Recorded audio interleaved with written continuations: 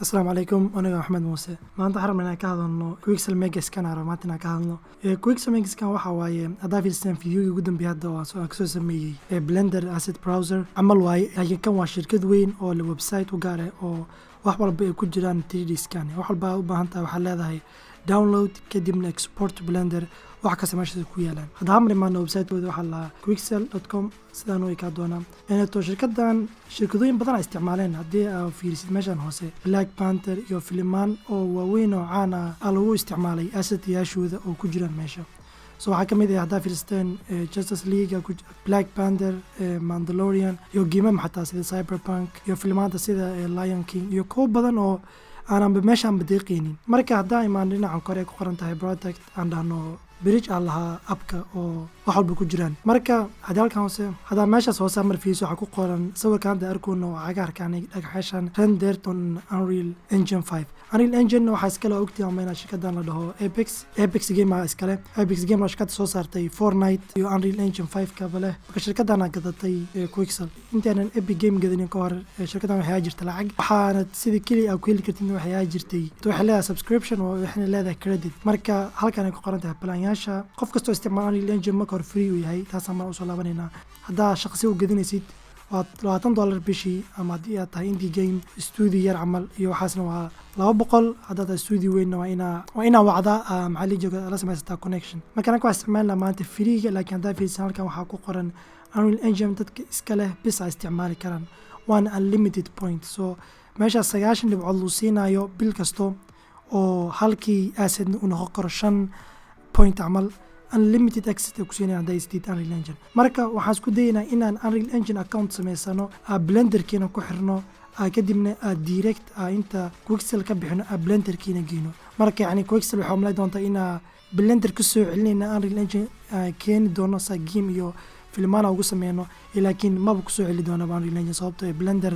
ku sameynaa modification meeshaas Blender ku sameynaa render. haddaan Blender waxay leedahay EV iyo cycle soo render ku sameyn karnaa. Marka daaima meeshan ay ku qoran tahay product kadib aad taabatid bridge sheegay kadib waxaa leedahay download bridge. Marka soo download meel fiican dhigi kartaa fur soo waa kana sidaan ugu egyahay dhinacayga marka soo download gareeyo waxaana ku jiraan 17,000 oo asset marka maalin walba waxa lagu soo sameeyay update. So waxaa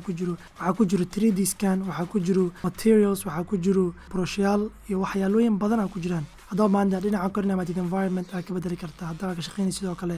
meel saxare waxaad taaban kartaa desert haddaa ka shaqeynaysid meel jiqo forest sidaas oo kale yani meel walba ka shaqeynaysid waa taabanee type ku yahay kadib inta kala tagi hadduu yahay magaalo wax walba xataa halkan kala tagi. Laakiin intaan wax download dhigan waan dhahnaa login soo sign in aan dheena halkan kore kadibna wuxuu ku jidi doonaa ciwaan ana ciwaan ka malin website kan soo waxaan dheena sign in with Epic Games. So marka daan taaban Epic kadib wuxuu ku jidi doonaa inaa ku xirtid Epic Game ka inaa login ku dhahdid. haddaa Epic Game kala samaysatay ciwaan u gaar waxaad taaban kartaa halkan ka leedahay haddaa ka leeyahay waxaad dhigi kartaa sign up halkan hoose. markaad dhahdid sign up waxaad taaban kartaa Google ama Facebook sida kuugu fudaa ku xiri kartaa. So markaad ku xirtid adoo kale Google oo kale magacaaga inta soo bixi doono kadibna passwordkaaga iyo xag markaa gelisid kadibna magacaaga halkaas ku soo qormi doono. laakiin ani maadaama Epic Game ka leeyahay account waxaan leeyahay login wuxuu nagu soo celi doonaa meeshan website-kiina caadiga ah bridge kadib meeshan ay ku qoran tahay waxa isbedelayaan. marka halkan gambaleelka duu waxay looyin update waxaas halkan ka arki kartaa halkan waxyaalihi ugu dambeeyay soo dhaalgareysatay. So marka daa'iman halkan oo kale hadaan riixno tusaale ahaan dhagaxan oo kale weynka aan taabano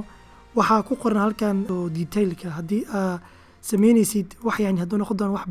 background ka yaalo waxaan ku dhihi lahaa 2K hadhaafsiinin hadduu yahay wax aad camera side ula dhawaanaysid marka waxaa u baahan tahay inaad detailka ka dhigtid 4K. So marka haddaad taabatid meeshan ay ku qoran tahay 3D view marka waa fiiri kartaa siduu egyahay halkan waa weynay kartaa soo aragtid 3D model intaan soo download gareysanin. haddaa taabana meeshan hoose settingka download setting halkan ka bedeli kartaa haddaa u baahan tahay inaanad download gareysin oo kale haddaa u baahan tahay waxaa loo extra oo kale halkan ka bedeli kartaa haddaa u baahan tahay fileka sawirkan PNG waxaa ka bedeli kartaa inato EXR wuxuu fiican yahay markaa sameynaysid sidoo kale visual effect iyo waxaa loo noocaas oo kale meesha texture ma taabto wax kasta default ku dhaafaa. meeshan namadqana waa level of detail waa meeshan LOD la dhahaa. marka LOD wuxuu fiican yahay haddaa sameynaysid sidoo kale game oo kale waxaa fiican mar walba inaad downgrade kan ugu liita maana kan ugu dhexaad mid dhexaad oo as leedahay software-kaaga uu ku filan yahay oo kale haddaa render sameynayso waxaa ku dhihi lahaa mid xoogaa quality fiican qaado oo ka samaysan inato 5,000 oo triangle ah